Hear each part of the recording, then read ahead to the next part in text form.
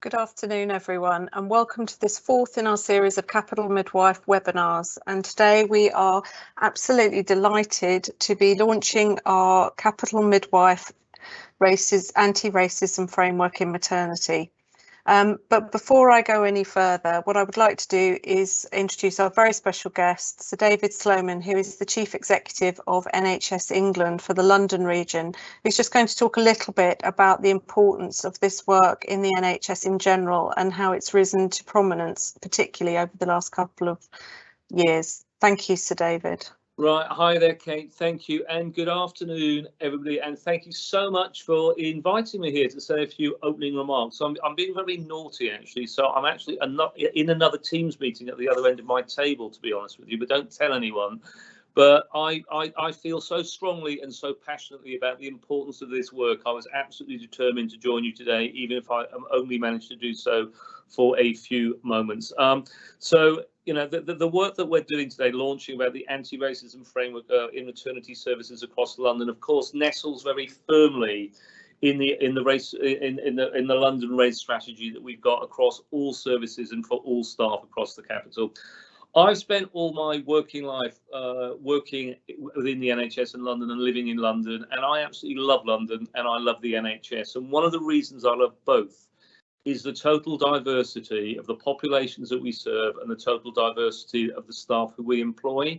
So as you are aware, 42% of London's population are from BAME backgrounds, 42% of our staff are from BAME backgrounds. But what we also know is people from BAME backgrounds do not enjoy the same experience of work, do not enjoy the same experience of life, and are clearly disadvantaged in multiple ways. And this framework is part of our overall strategy to address that problem. In terms of people's lives, COVID has just basically shone a very, very bright light on structural inequalities which have bedeviled this city for many, many years. And that light has shone incredibly brightly on both patients and staff and people alike over the course of the last 18 months to 24 months. So one of the things we did manage to do during COVID was launch the London Workforce Race Strategy, which I've got here before me, which I keep on my shelf and I talk about all the time. And I never miss the opportunity to read the quote on the front page, which says, "There should be more senior decision makers who look like me, who make choices that don't disadvantage me and my future. The leaders who don't look like me would be understanding, authentic, and committed to inclusion through their actions and how they speak. My difference would be valued. It would be a buzzing place to work. Everyone would feel uplifted and part of a shared vision to deliver high quality patient care." So that's Janelle James, who's the head of inclusion at CNWL, who said that.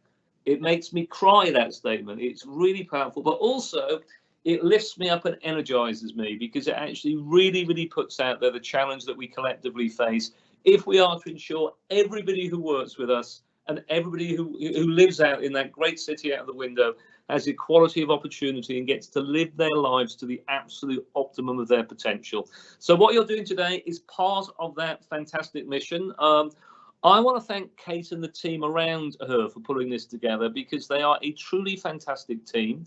And I want to thank each and every one of you out there, every single midwife in London who day in, day out, absolutely contribute to making the NHS in London and this city the great thing that it really, really is. My daughter was born in one of those hospitals out there. I've just spoken to her this morning. She's just doing her third year at university. I've been telling her what I was about to do this afternoon, and she said from her, thank you as well for the great start that you gave her in life 20 odd years ago. So I've got to leave you. I've got to get back down there. But thank you for everything you're doing. Enjoy the webinar, and I hope to see you all again soon. Cheerio. Take care. Thank you so much to Sir David for talking us through the wider context in which we sit. I think it's always helpful in maternity to remember that we are part of a wider healthcare system. So as Sir David said, one of the things that we know is that not all our staff enjoy the same experiences when they go to work. We know that there are disproportionate numbers of Black and Asian minority staff who end up being disciplined. And that's been a particular problem for us in midwifery. We know about the RCM research, which showed that over freedom of information requests over a number of years, that something like 38 midwives who were sacked in London, 37 came from ethnic minority backgrounds, and something like 34 or 35 of them were black. That's really, really not acceptable. That's really sobering stuff that must absolutely stop us in our tracks and think, what are we doing? What is going on? What can we do differently? So today is very much part of starting to tackle that and making sure that there are more diverse faces in every rung of leadership in London. It is so important that we reflect our population. It is no longer acceptable when we live in such a fabulous diverse city. As David said, we must reflect the population that we serve. So Capital Midwife has been stepping into that space, and we have been working on growing our culture of kindness. That's one of the pieces of work that we have been doing with a series of webinars, which you can see the others on YouTube, and the link will appear in the chat for you. We've also been working on the Civility Toolkit, because one of the things that we know is that civility saves lives, that when people are spoken to poorly and flustered, their behaviour and their performance drops because they're caught in that moment of incivility. So that, again, the link will appear in the chat for those who haven't had access to that. But the important work that we're here to talk to today has arisen from Capital Midwife responding to the challenge that was thrown down by Dr. Gloria Rowland and her team, who did the fantastic report Turning the Tide that really looked in depth at the experiences of maternity staff across England during COVID, to say, what was it like if you were from an ethnic minority? Did you feel that you had the same experience as your white colleagues? Did you feel you were having the same treatment? And there was a resounding no in that answer, and a gauntlet thrown down. What are we going to do about it? So Capital Midwife has stepped into the space, and we are here to talk specifically about our anti-racism framework, but that is coupled with a fellowship programme, which we'll just giving you a little hint of, that we'll be launching later this year, that will be offering the opportunity to midwives from ethnic minorities at band 6 and 7 to come and get involved in some leadership and development to make sure that they are able to progress their careers in the way that they want to. But the main focus, as I've said, is our anti-racism framework. And what I'd like to do now is to talk about our very special guests that are here to help us with this webinar. We have 3 people coming with us today. So we have Stacey Lewis. So Stacey is a project manager who works with Nhs CSU and is a very quiet person who normally doesn't want to say very much, but actually she has been an incredible dynamic force and has really, really driven this framework, doing research and going deep into these areas, into all the reports to pull together this framework. So we're so delighted that Stacey is here to talk about the work that she's done as the main author. We also have Dr. Gloria Rowland, who is the Chief Nurse now of South West London and the author, as I've mentioned, of the Turning the Tide report. Gloria has been a fantastic force for good in London for a huge amount of time, and I'm very glad that her influence has spread right across the South West. And Gloria will be talking a little bit about her response to our anti-racism framework. And then another great Londoner, Wendy Olayiwola, who is currently the National Maternity Lead for Equality, but our very own Wendy, as we like to call her, because she was a midwife at Nhs Hospital, and she is here to talk about how this work forms part of her national strategy to ensure that equality really is at the top of everyone's agenda. So now what I would like to do to start us off, with no further ado, I would like to now hand over to Stacey, sorry, who is going to talk us through the anti-racism framework.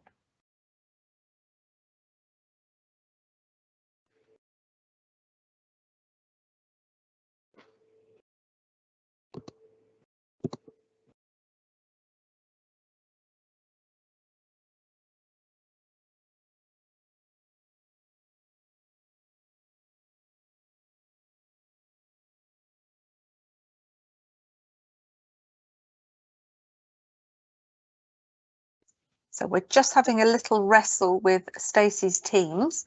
And while she sorts herself out, what she's going to start with talking about is how the framework was developed, what led us to where we were, what report she worked on, and how she got to the first point.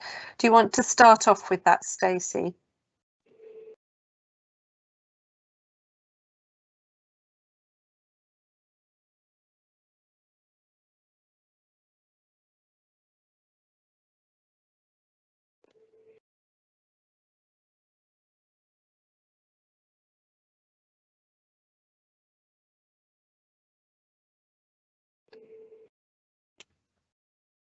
Sorry, are you able to hear me now? We are. Well done. Teams really hasn't helped us this afternoon, have they? So well done for persisting. So if you want to start us off with how the framework was developed, and that hopefully if we can get the slides over to you another way, if not, I will talk you through which slide is on screen.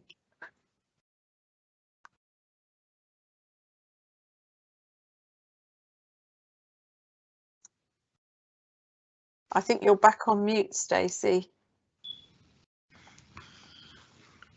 Oh, I think we can hear you now. Go ahead.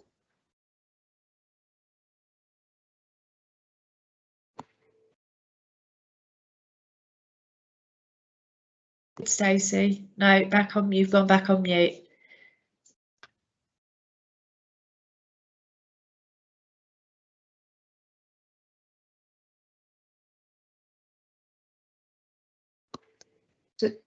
Yeah. Sorry.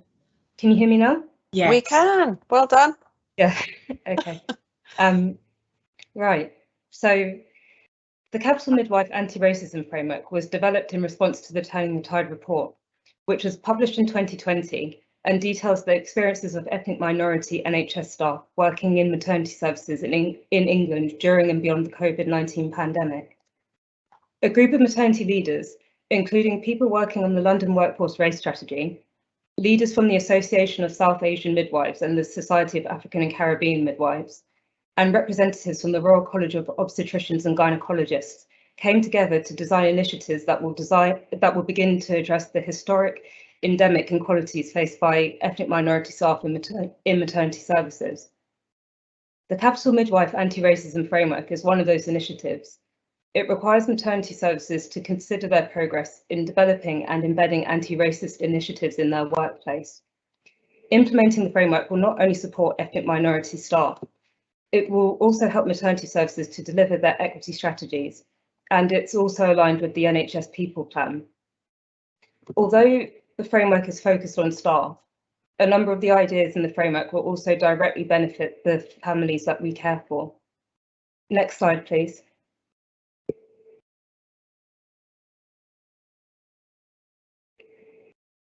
The advisory group developed a set of 9 initiatives that would help to embed anti-racist practices within midwifery services. They range from making sure ethnic minority maternity staff are in leadership and advisory roles, through to improving continued professional development opportunities for staff and encouraging staff to speak up. Next slide, please.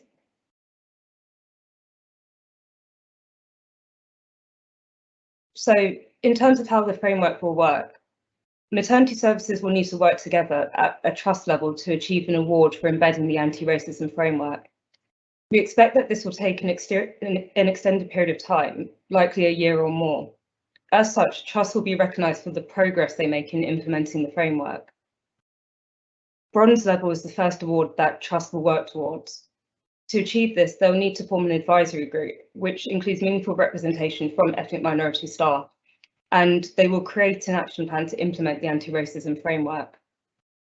To get a silver award, they would have needed to have begun implementing their action plan.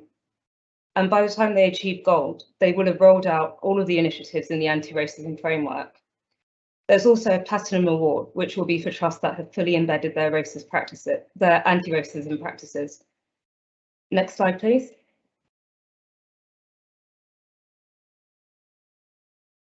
So the framework will be rolled out before the end of October, and it will be emailed to heads and directors of midwifery.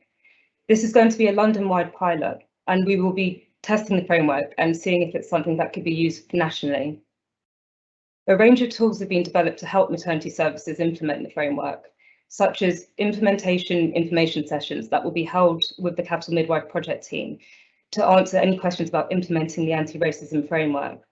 The first session will take place in November of this year. We've also developed a step-by-step plan that trusts can follow to help them in achieving the Bronze Award. We've also provided a template for creating an action plan to implement the framework. And we've also pulled together a range of resources which will be useful for implementing the specific initiatives within the framework. I'm now going to hand over to Gloria Rowland, who spearheaded this work by authoring the Turning the Tide report.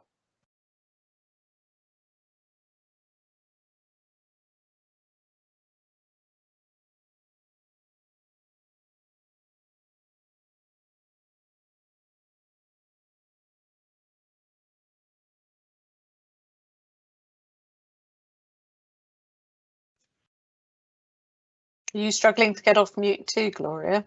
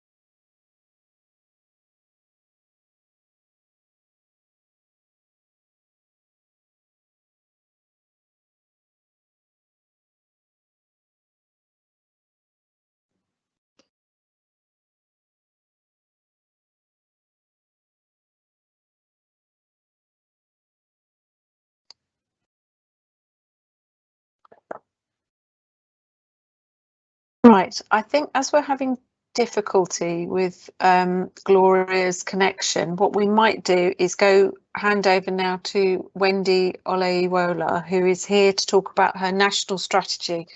As I said, Wendy is from London and has absolutely phenomenal insight and understanding into what we need to do in services and has a really clear vision and strategy for the future. So I think what we'll do is we will go to Wendy and then we will hear from Gloria once Wendy has given us her presentation. So I hope Wendy will be able to get herself on mute. Teams is really not helping us this afternoon, but it is my great pleasure to introduce Wendy. Wendy, over to you. Hi, thank you, Kate. Can you? And we can hear you, yes. Fantastic. 20 months old, we are still on this technology.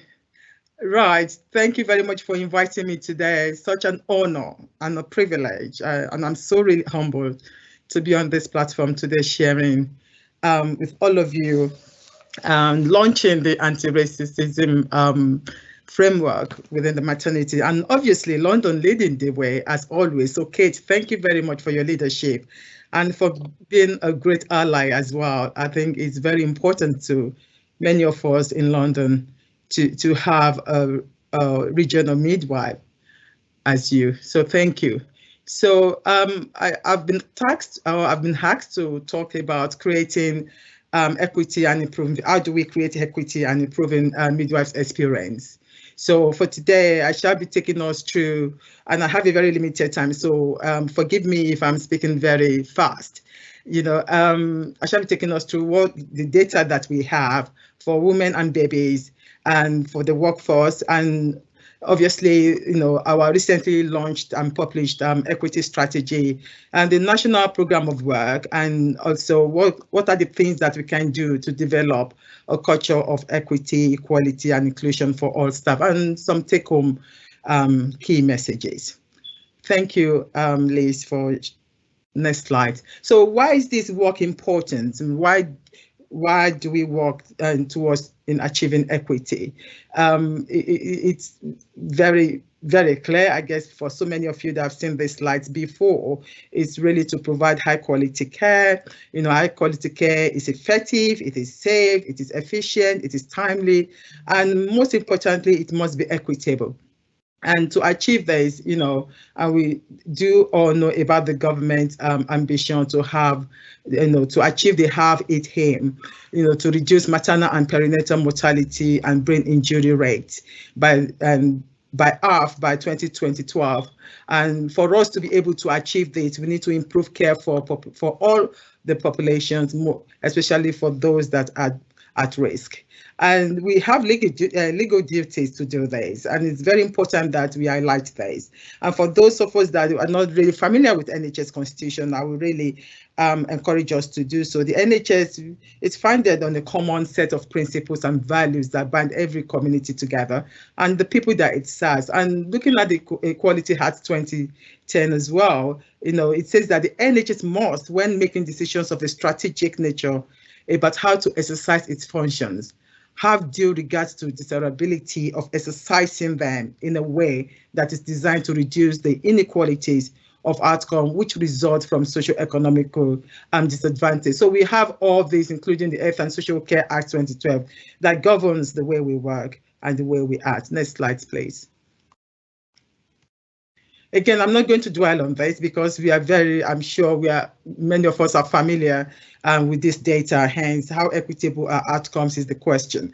We do know the embrace data that we are working against currently in terms of now 4 times more likely for ethnic minority women to die in childbirth, and especially for Black women 4 times more likely, and for Asian and women 2 times more likely, and for those that are living in the most deprived areas and mixed ethnicity group, they are 3 times more likely.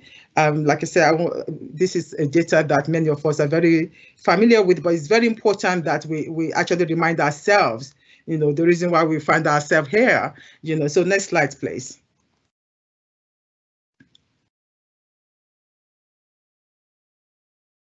Thank you.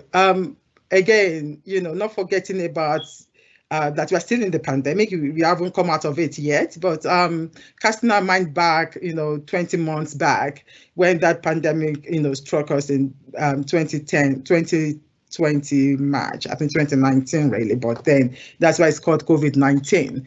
But when we all shut down from March 2020, we again familiar with this report of ethnic minority are very the people that really suffered most. And what COVID has really done, COVID-19 has done is just to shine the light on what we already know, what we are aware of, those data that many of us are already aware of. So COVID-19 has really shone the light on it and making it obviously calling attention of everyone that matters into it. So the UCO study that was conducted during the peak of pandemic, 55% of pregnant women admitted to the hospital with COVID-19 were from ethnic minority background. And this is not explained by higher incidence in the big, cities with higher ethnic minority population, and also the Black women are 8 times more likely to be admitted to the hospital, and Asian women are 4 times more likely. And when you look at again those women that sadly passed away during the pandemic, out of 8, 7 were from ethnic minority, which obviously these data are very depressing, and they are not data that I personally, not that it's kind of my life, I personally want to be reading out or talking about. But I mean, next slide, please. So going from this slide to the next slide, we do know that the recent report that came out last week, just less than a week old, of Embrace UK recent report. Again, it's not that it came out with any unexpected news, but again, a sad news of just reiterating what we already obviously know. But I think on this occasion, what Embrace has really done, which I will be showing the next slide. Next slide, let's just go to the next slide. It's just to really tell us again in the 3/4 of it. However, before I go into that, it is good to celebrate our quick wins and the good job that everyone in the system have been doing, and we are moving. There's no doubt about it. Mortality rate is falling. And you can see that the recent Embrace report actually showed from 2013 to 2019, where we were and where we are now, the reduced mortality rate and the babies' lives that have been saved over those years, 2,000 or less than just below 3,000 babies, and that is really incredible. And that is the thank you to everyone, all our midwives, all our obstetricians, maternity support workers, including the all the administrative supports that we provide for us, as well as the cleaners. Thank you to everyone that works within the maternity system to ensure that we continue to do our best and provide quality and safe care. Next slide, please. But despite the rate of stillbirth, and neonatal mortality rates reducing over time, babies born to women living in the most deprived areas are twice as likely to be stillborn, and it's 73% excess risk of neonatal death, compared to babies born in women living in the least deprived areas. So that's another thing that we really need to look at. So in terms of the recent publication, the Embrace report, I call it triple whammy, really, because when you look at the ethnicity, deprivation, and the maternal age, it's actually for Black and Asian women. It is triple whammy if you are a Black woman and then you live in a deprived area, and then you are actually in the age bracket of having the risk of stillbirth or neonatal death. So again, it's not a good news at all for that. And the multiple impacts of ethnicity, mother's age, and deprivation is highlighted by the stillbirth rate at 10.54 for Black babies and 6.91 per 1,000 total births for Asian baby. And again, and also to mothers age over 35 years living in the most deprived areas. So the neonatal mortality rates were over 3 per 1,000 lives birth for babies of Black and Black British ethnicity. So due to high proportions of babies of Black and Black British ethnicity being born to mothers living in deprived areas, they are disproportionately affected by the high rate of stillbirth associated with deprivation. Next slide, please. And these slides, I've got 3 data in there really, and it's just to show us that the mortality rate remain exceptionally high for babies of Black and Black British ethnicity, and stillbirth rates are over twice for babies of white ethnicity, and neonatal mortality rates are at 43% higher. So similarly, mortality rates remain high for babies of Asian and Asian British ethnicity. And like I said, up to 4 times higher risk of stillbirth for those ethnic minority mothers or babies. I think it's quite unacceptable in 2021. Next slide, please. So what are the things, and I do know that many people obviously are actually in this space trying to bring the data down, and that is highly commendable. So what are the things that we are doing nationally and regionally, hence where we are here in London region, actually playing their own part in reducing this data and changing the narratives. So we have 7 region chief midwives, and each of them has a deputy, so 7 deputy regional chief midwives, and also we have regional lead obstetricians. So the regional action and the solution is key to address the issues highlighted in the Embrace, the UCOS report, the secrecy women's experience report.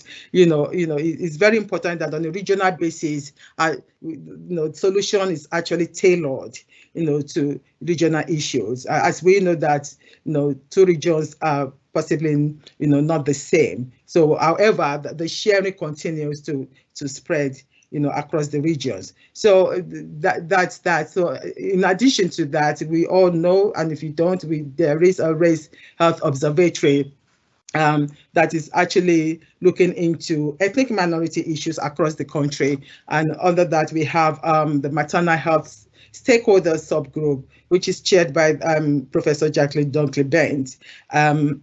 And this group have set out priorities, and I've commissioned some of the work to address the gaps, within the system, and what and how we can address these the data issue. So, for example, the research into APGAR, like I said, I don't have much time, so I'm really going to speed through, those priorities that is being looked into. So research into APGAR scoring has been commissioned, and in fact, other groups are also looking into APGAR scoring over many years.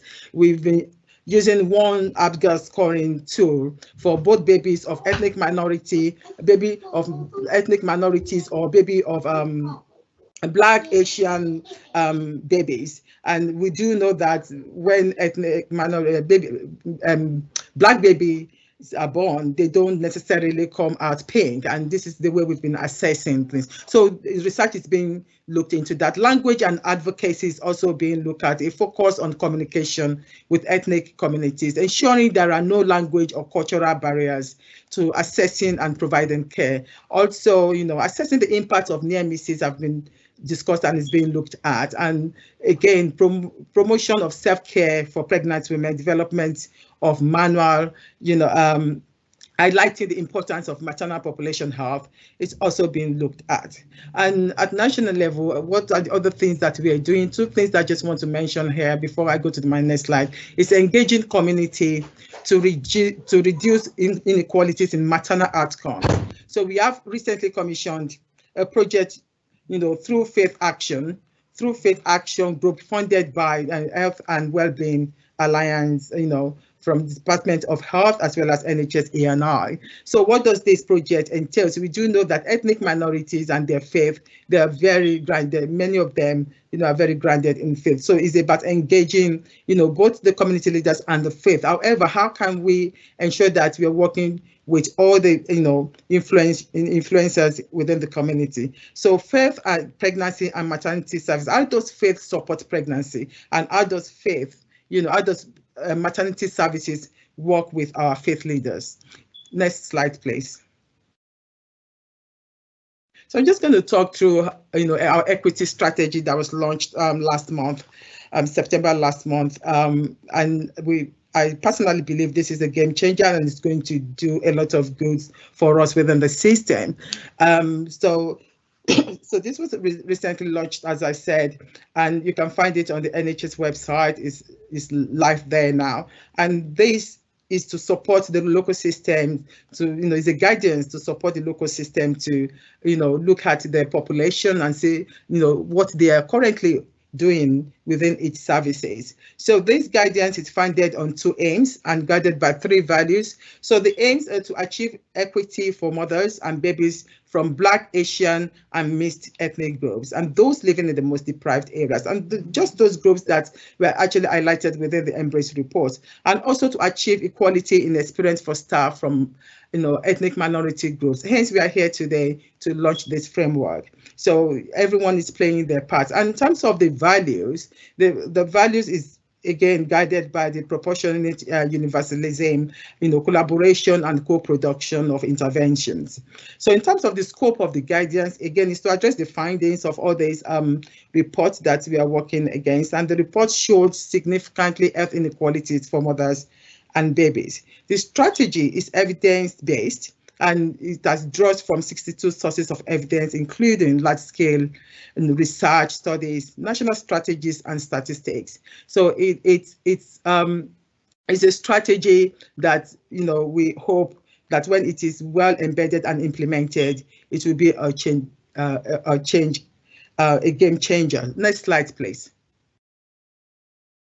Now let's go into the workforce. Importantly, without our workforce, we really cannot talk about women and babies that much. So midwifery workforce on this seminar shall be taking us through the 2020 NHS staff survey results, as well as the March 2020 data report, and also importantly other important published midwifery data.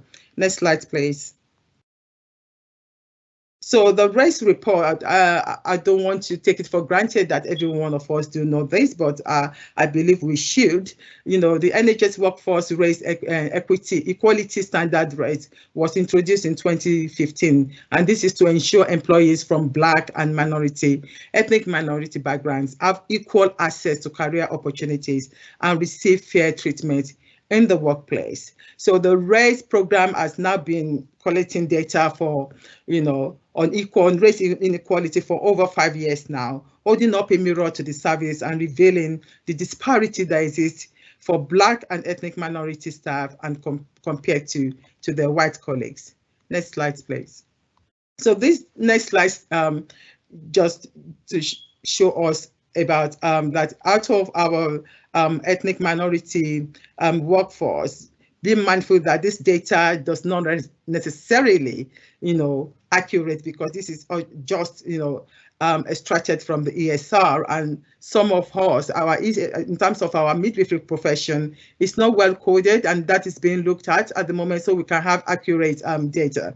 But with the data that we have, we do know that 11% of midwives are from ethnic minority background. Next slide, please.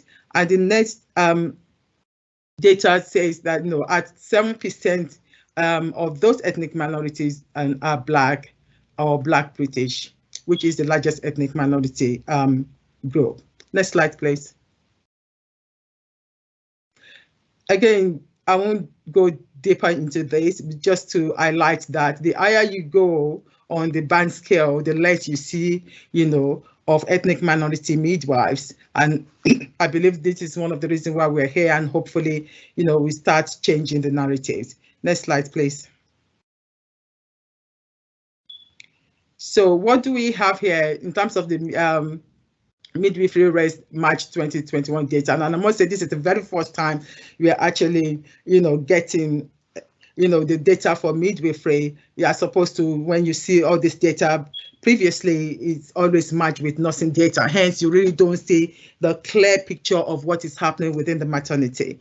So this is race data, and I've really kind of brought out just the 3 most important things in this data. So in terms of the experience of career progression and promotion for our midwives, 29% of Black midwives, as opposed to the 86% of white and 70% of Asian, have reported, to have acted, that the organization acted fairly when it comes to their career progression. And the question 15 here, says that 32% of Black midwives, 19% of Asian, and 9% of white midwives reported that they have, personally experienced discrimination at work from patients, and the public as a whole. And the B part of that question, when they were asked, if in the last 12 months, have they personally experienced discrimination at work from manager or team leader or other colleagues? 33% of Black midwives, confirmed that they have experienced discrimination, 22% of Asian, and only 6% of white midwives. Next slide, please. So the 2020 NHS staff survey results, and that's really aligned very well with the REST report, the REST data. And in 8 out of 10 things area, ethnic minority midwives reported a worse experience than white midwives. So when you look at the equality, diversity, and inclusion, 6.6, as opposed to, versus 9.2 out of 10. And when you look at the immediate managers, the experience of ethnic minority is worse than the white midwives, as well as the moral, especially the safe environment, which is the bullying and harassment. The experience, it's really bad. So if we can jump the next slide, please. Let's jump that, please. So I just want to showcase this, that, we've been on this journey for a very long time, and it's important that we acknowledge those other published midwifery workforce data. And Kate has, alluded to it earlier on with the RCM in 2012, when they put out that freedom of information out, and it was really a shock to the system, and it's sad reading to hear how Black midwives are being treated in the system. And then subsequently, we've had many reports, and it's out there. And obviously, most recently, we have Turning the Tide during the pandemic, which obviously reiterated everything that we already know in the system and other subsequent reports. Next slide, please. So how do we change? How do we change this? What are the things that needs to be done to improve the experience of our midwifery workforce, which we know that it impacts on the care of Black and ethnic minority mothers and babies. Next slide, please. Again, I'm just going to, speed through this. There are a lot of program of work that, is being done nationally, and I'm just going to mention very, very few so that I can go to next slides and go to other, not going above my allocated time. Currently, we have, different different steering groups, national equity and inequality steering groups, that is bringing people together across the country to actually look at this report and look at the solution and honing it themselves, really. And then also, in addition to that, in terms of how do we engage with the ethnic minority midwives, continue that communication and building the gap of, bridging the gap of the communication. So there have been a lot of ethnic minority webinars that have been, organized over the months, and that continues to be. I think the next webinar, the autumn webinar, is in November, and I will, encourage everyone to attend that. And also, we have ethnic minority senior midwives, expert reference group that is being put together, and this is to ensure that the Chief Midwifery Officer and the National Maternity Lead for Equality has access to advice from a group of senior midwifery midwives and professionals to help from decision making, including workforce and clinical issues, and also to advise on matters related to direct impact of COVID on our current staff, as well as knowing fully that we'll be having international recruitment within maternity. It's important that we know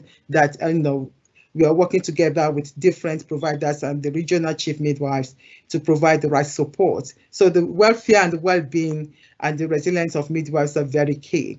And also to highlight red flags within the system. And another one that is currently going on is Getting to Equity program. And I am personally happy that we have 3 senior midwives on that program. And these are the things that, in the past, ethnic minority midwives have really been denied of. And lastly is the digital health program for ethnic minority midwives in collaboration with Shuri Network. Next slide, please. So how do we develop a culture of equality, a culture of equity and inclusion for maternity staff? There are a couple of things on that slide, and I'm just going to run through them again. So creating a culture of fairness and inclusion, what does that look like?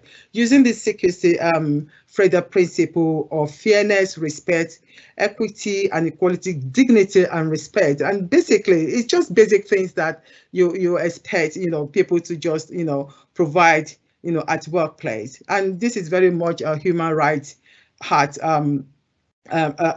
suggestions in terms of respecting diversity, promoting equality, and ensuring human rights will help to ensure that everyone using health and social care services, including the staff, receive safe, quality care and as well as good experience. So how do we connect with all our midwives? And that is another thing that is very important. So this nicely link us into just and learning culture.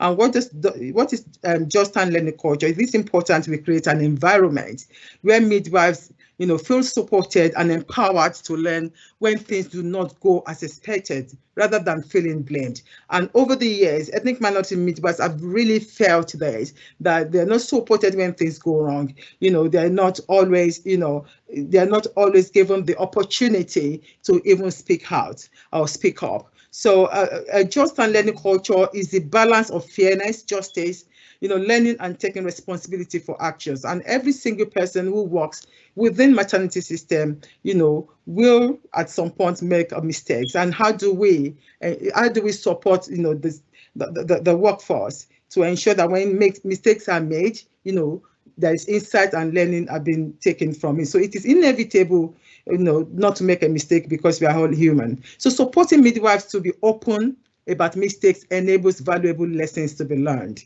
Just culture, reporting culture, and learning culture are all building blocks of a safety culture.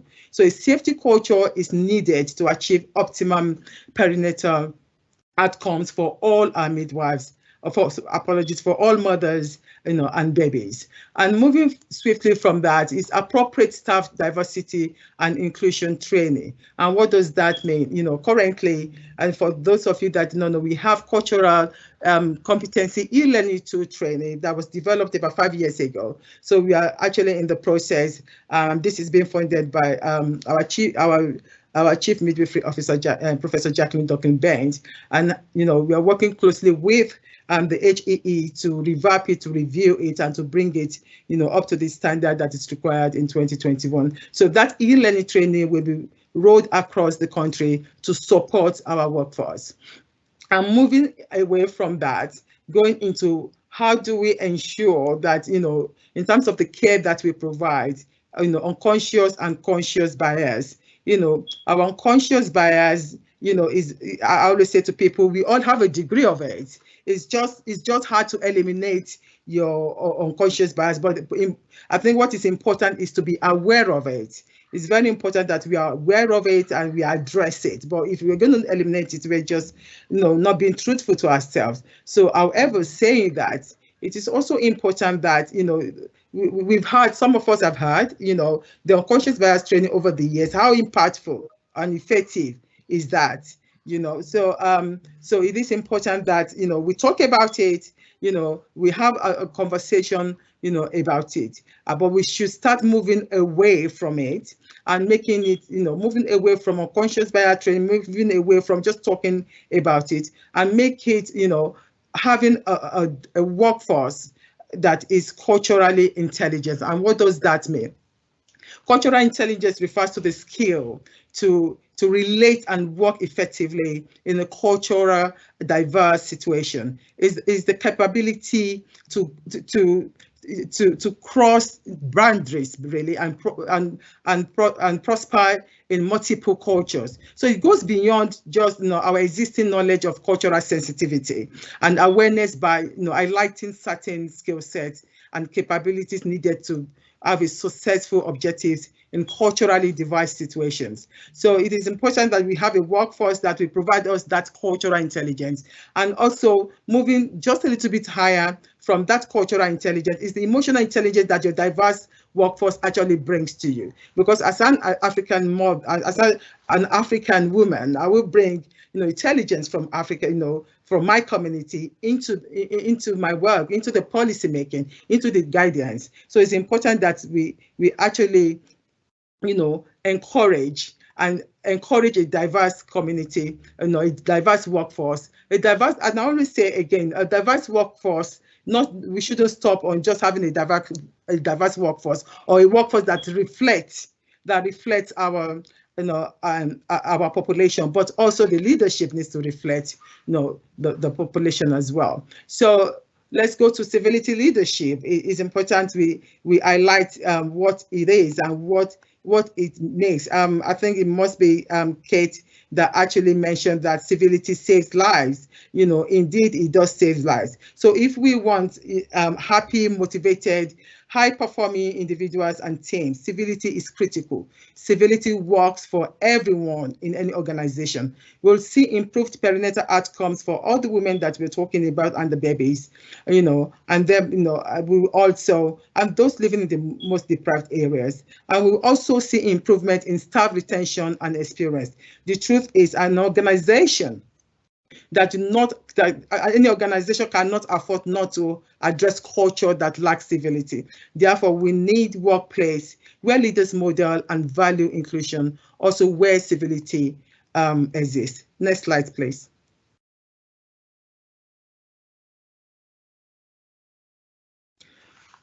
Thank you.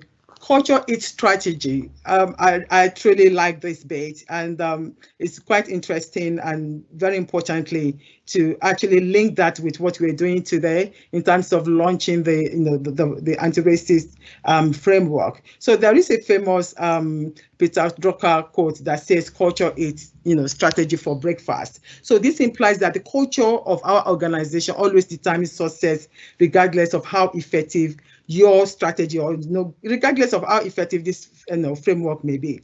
So we cannot overemphasize the importance of the human factor in any organization, no matter how detailed and solid our framework or this framework is. If the people executing it, don't nurture the appropriate culture, the project, this anti-framework will fail. So it is important that culture, we have appropriate culture to ensure the success of this framework. So culture isn't about happy hours in the office, rather it's about the way the staff acts in critical or emergency situations, how they manage pressure and how they respond to various challenges, how they treat women, their partners, families, and most importantly, how they treat each other. Why strategy or this framework defines direction and focus. Culture is the habitat in which this framework lives or dies. Strategy focuses on resourcefulness, and this framework is bringing resource for us, and it's also bringing some skillfulness to us. But why culture defines engagement, passion, and execution. Therefore, it is important that we have an environment of good culture. With proper strategy, as this framework, we will create rules for playing, but culture determines the way the game will be played.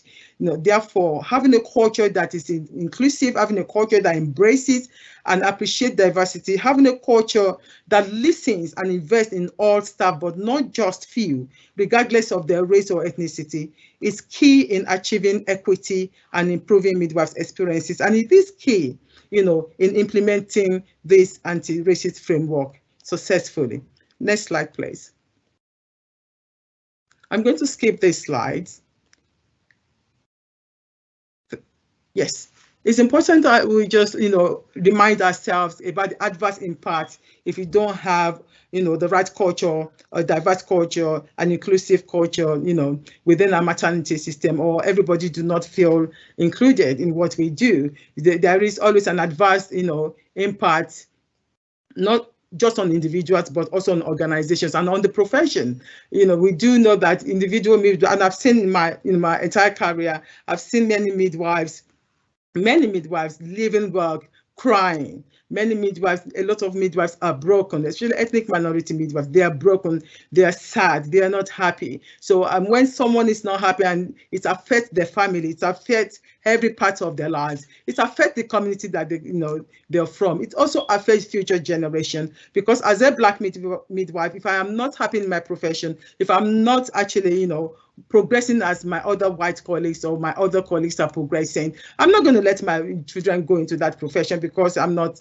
obviously respected, my voice is not being listened to. So it's actually, something that we need to start looking at if you're talking about having a diverse workshop that reflects our population.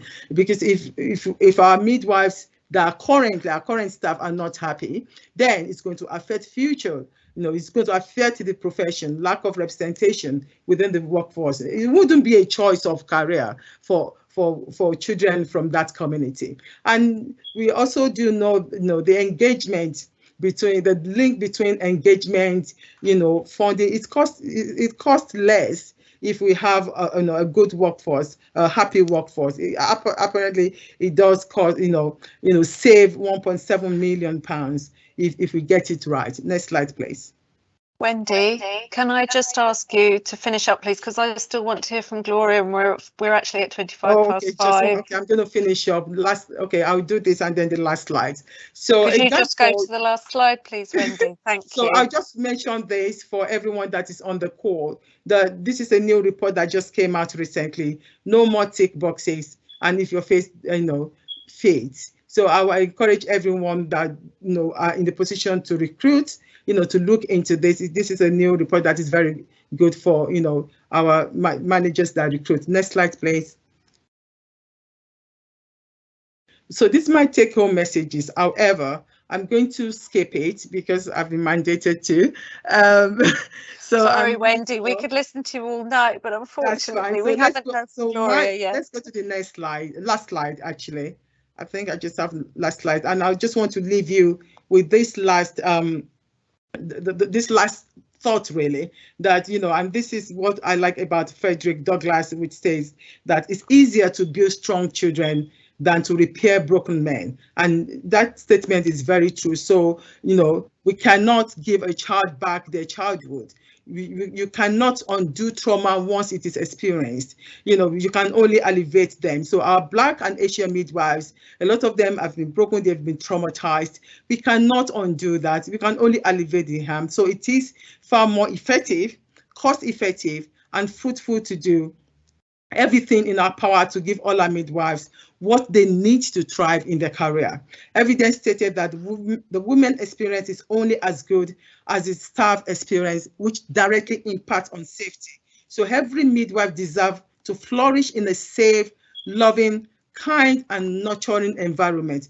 But we cannot create equity and improve midwives' experience if we are not intentional in our approach to change the narratives. So this means reaching out beyond our comfort zone, raising our voices together, coming together to improve the perinatal outcomes for all our women, especially Black Asian women, and also in the most deprived areas. And most importantly, creating equity and improving the work experience of all our colleagues. Thank you. Over to you, Kate. Thank you, Wendy. Just as ever, always inspirational and fascinating to hear you speak. You've got so much knowledge, so much wisdom, so much understanding. I'm absolutely desperate, though, to ensure that we hear from Gloria Rowland as well. Her team's work was the inspiration, the Turning the Tide report. So I'd really like to just hand over for the last few words to be from Gloria. Are you there with us, Gloria? I'm here. Can you hear me now? I can, Gloria. Lovely. Yeah, thank you. What a day. Really amazing work. And again, I want to start by saying, Kate, thank you for inviting me. And I really want to thank Stacey and the Capital Midwife team for all the good work you're doing in this space. And more importantly, with the anti-racism framework. And also, I just want to thank Wendy as well for all the hard work. And you can see there's a lot of work going on nationally in terms of this space. The time has gone, but I will say a few words. I want to say, when we talk about Turning the Tide report, the really strong strength behind Turning the Tide report is actually Kate Brintworth. She actually really helped us so much to make sure that we actually produce that report. And even producing that report is part of the, I would say to you, some of the discrimination that we face as Black people. And really writing the report really means that we don't need to take permission to do the right thing. And I will say now, please, when you feel that something is not right, just go ahead and do it. Change it if you can. And I know we've talked a lot about the anti-racism framework is going to help a lot of organizations to start thinking about changing the narrative. But what I want to say in essence is that when we wrote that report, one of the things we wanted to do was to have what we call practical actions. And over the years, there have been so many reports that are there. We know about what has been going on for a long time in terms of racism and discriminations. And I think the death of George Floyd really brought it to life with Black Lives Matter and other reports that have come out regarding discrimination. Launching the anti-racism report framework is just one of the practical ways where we can start changing this narrative. We believe that the tide is turning, definitely believe in that. And I know this will also help in terms of actually making sure that we turn the tide, implementing it. So I will encourage all organizations to engage in this. As we lead the way in maternity, as always, we start live. And that's why sometimes we set the pace in everything we do. But before I close, I just want to encourage everybody hearing my voice. Just think about it. You can be whatever you want, whatever you want to become in life. It's about mindsets. Don't let anything set you back. Don't let anything bring you down. You just go for it. And sometimes you have the knockdowns, you have the sort of like pull downs, you have the sort of like the account breaks, just like George Floyd. But I would say to you, you just keep pressing on, and one day you reach that destination. And I'll tell you, there's a lot of work now out there to really help you reach the destination on time, which has not been there before. Thank you. Thank you, Kate.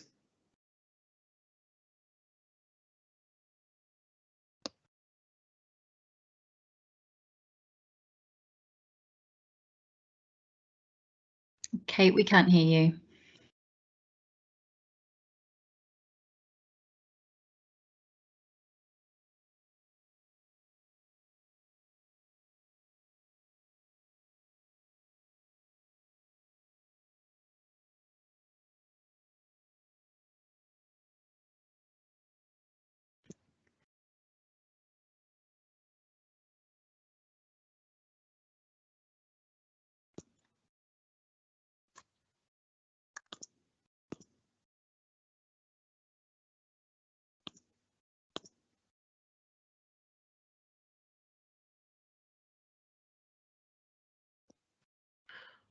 Mandy, can you hear me? Because I can pick up on the questions that they asked in the chat.